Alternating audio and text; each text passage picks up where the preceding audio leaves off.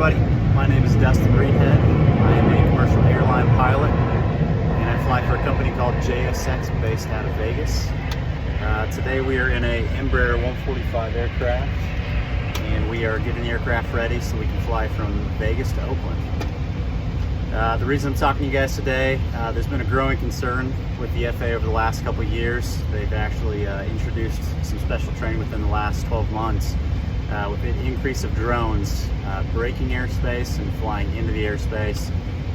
And in order to keep everybody safe in the skies and everybody have a great time, we're going to talk about drone safety.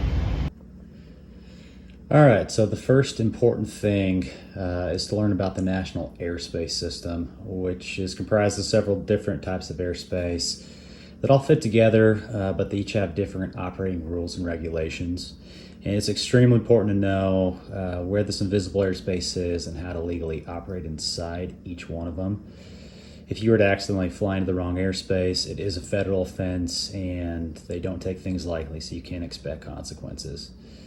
At all times, you will be flying your drones in what's known as Class Gulf airspace.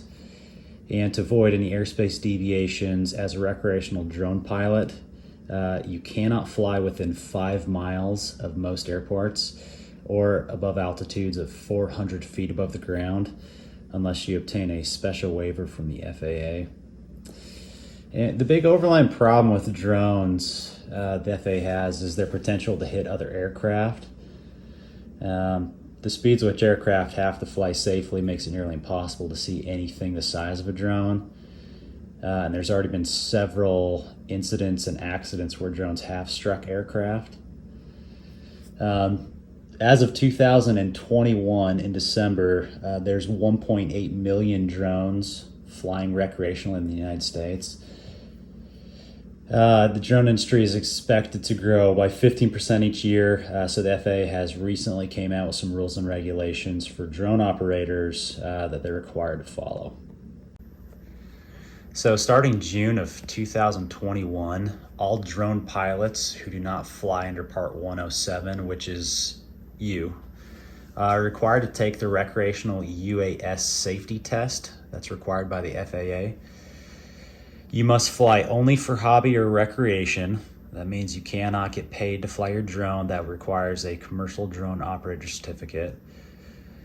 You must register your UAV or drone with the FAA on their FAA Drone Zone website. You must fly with visual line of sight, which means you cannot take your eyes off the drone that you are flying as pilot in command unless it's for emergency purposes. Do not fly your drone over people. Do not operate your drone from a moving vehicle. And if you want to fly drones at night, your drone has to be equipped with anti-collision lights, which are visible up to a distance of 3 statute miles. Most drones come standard, but if you do not have that, just know you cannot fly at night or you can get in trouble. You must follow community-based safety guidelines and fly within a programming of the National Community-Based Organization. Each community typically has one of those established already. You cannot fly within 5 miles of most airports or above 400 feet off the ground without a waiver from the FAA. You must fly a drone that's under 55 pounds. You must never fly near other aircraft, and you must fly in Class Gulf airspace, which we've talked about. If you need to fly in any other airspace, you have to obtain that special waiver from the FAA. And this one's important for where we live. You must never fly near emergency response efforts, and this includes wildfires. When a fire opens, they put up what's called a TFR, or temporary flight restriction, which restricts all aircraft that are unauthorized into that airspace. So even in places where you can typically legally fly your drone, if they put a TFR up and you fly your drone into it, you will get in trouble. So it's important to check.